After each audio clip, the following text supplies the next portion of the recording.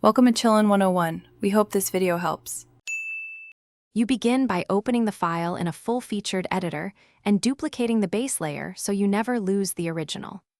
Once done, switch to the Channels panel and view the red channel alone.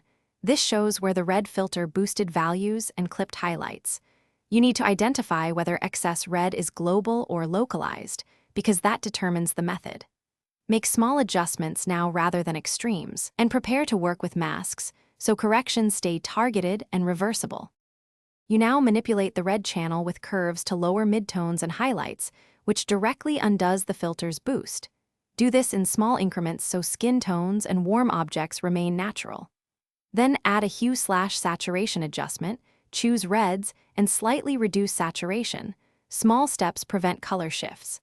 Once done, paint the adjustment layer mask to confine corrections to areas showing the red cast. Make sure to toggle the adjustment layers on and off to compare and finish by refining with selective color or color balance.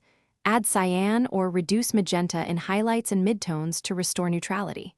You should then check edges and small zones using low opacity paint or a color blend layer to correct stubborn patches. Once satisfied, apply gentle sharpening and flatten a copy for export. If colors still look off, sample a neutral area and create a subtle corrective layer. If that fails, revert to the duplicate and try targeted masking again to avoid global damage. Thanks for watching. Consider subscribing if we helped you.